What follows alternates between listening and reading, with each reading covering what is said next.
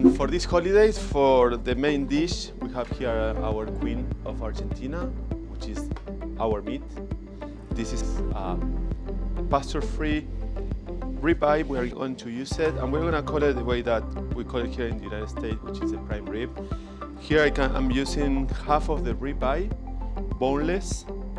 I left it room temperature for, I would say, 30 minutes. That's the way that I like to cook my meats. I like to leave them 30 minutes prior of cooking. I have my pan over there already heating, and we're gonna put a little bit of olive oil first. We're gonna brush it nicely on all of the sides. We're going to do this on the other side of the meat as well. And this is the way that the salt and black pepper is going to stick. Some sea salt. Now I'm using a little bit of black pepper. This is going to be only on the outsides, and I will suggest just to don't be afraid. A little bit more of olive oil.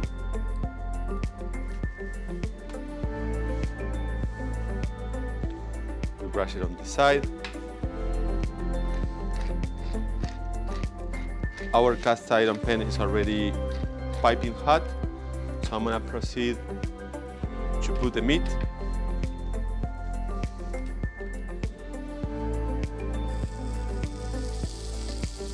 As you can hear, the meat start searing on that side. I'm gonna add a little bit more olive oil.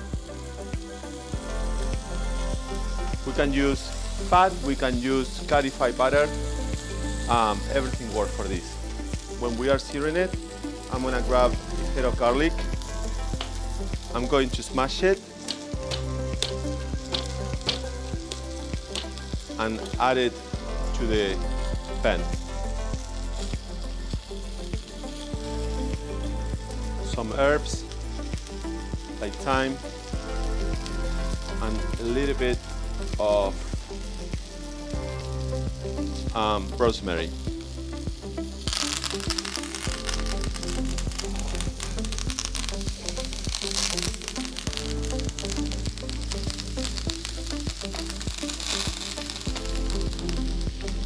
And what we are going to do now is, it is a French technique.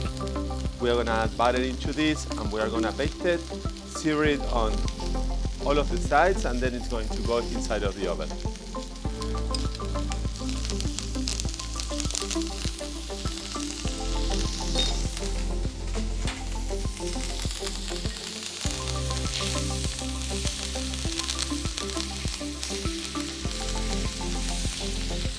To bake the meat, what we need to do is just to incline a little bit the pan on your side, just to capture off all those juices and butter,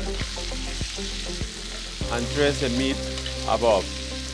All the butter is going to give them like a really nice flavor once it comes out of the oven.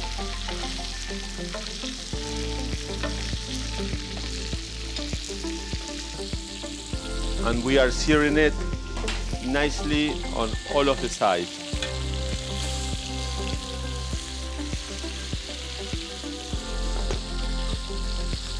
We're going to do the same as we did before, basting on this side of the beef.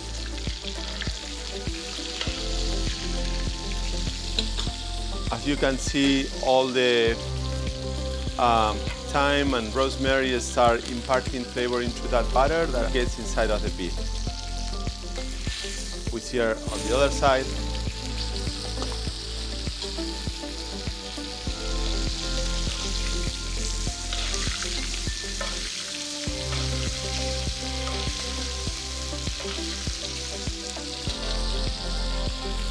This looks great on all of the sides. The smell is fantastic. This is gonna go into the oven. I would say 375 for 45 minutes, and then we're gonna take the core temperature. You have to raise to 130 Fahrenheit.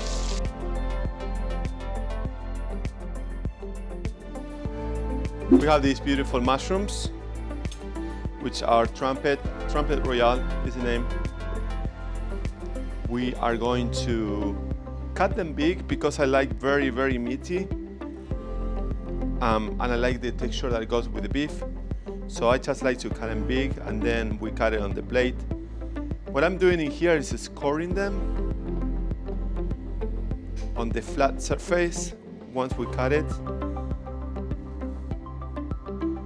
This is gonna give like a really nice look to the dish, and also it's gonna help to cook the mushroom quickly. Always make sure to work against the board. We have our pan, it's like piping hot. I'm gonna put the fire into minimum. Some olive oil. And we go with the mushrooms.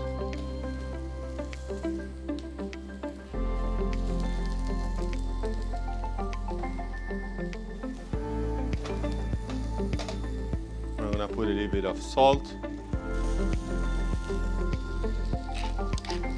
Some pepper, a little bit of garlic, not too much, just a little bit.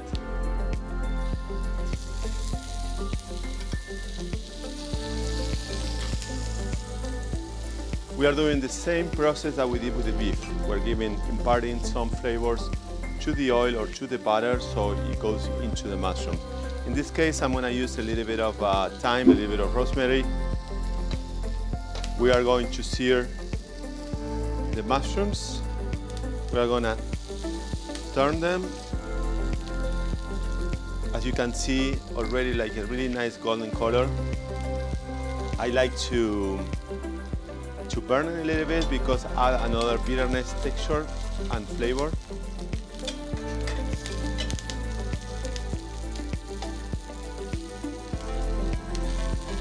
Beautiful colors. I'm gonna add a little bit of more olive oil, and this goes inside of the oven. Now we are going to go with our mashed potatoes. You can boil them with the skin on and then peel them. Basically, I get a pot of water, a lot of salt, the potatoes inside with the peel. I boil them, I peel them, and then I pass it through a chinois or a sieve, so it becomes like little particles like this. This is already done. It's a little bit warm, and we are gonna go to the other two steps. We are gonna add the heavy cream, then salt and black pepper. You can use some nutmeg if you like, and then we're gonna finish it with the butter. So I put my cream inside, some black pepper. You can use white pepper if you don't like too much fragrance of the pepper, some sea salt. And this is like the taste of you guys, as much as you guys want. I like my puree to be more loose. For that reason, I call it potato puree and not mashed potatoes. I mix it, as you can see how it looks.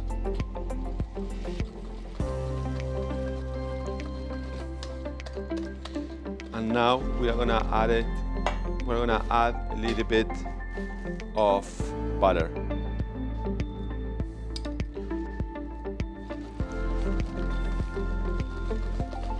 I keep whipping.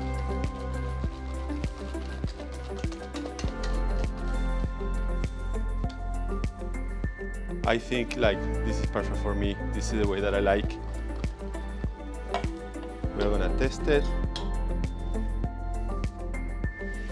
Cleaning the spoon.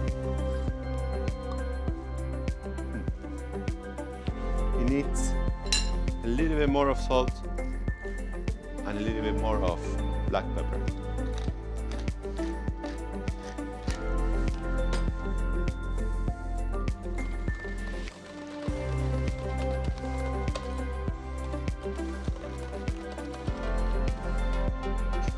So we have our mashed potatoes or potato puree, and now we're gonna go into the plating.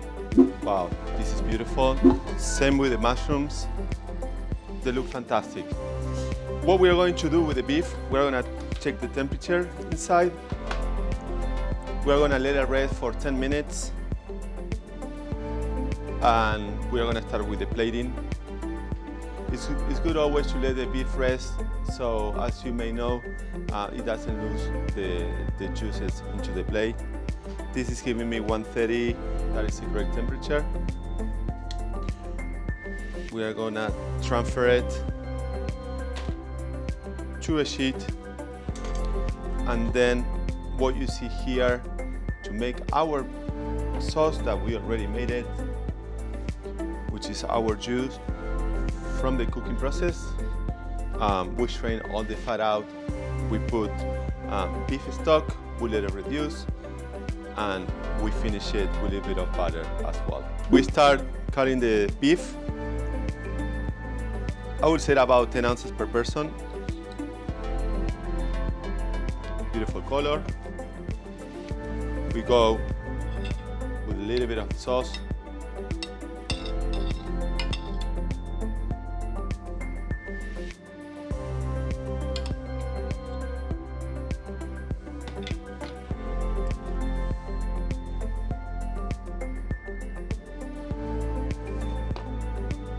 And the mashed potato.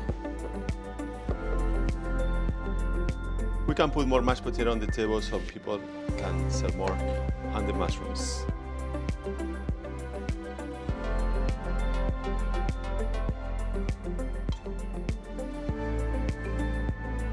We finish with some salt on top of beef, tiny bit of black pepper,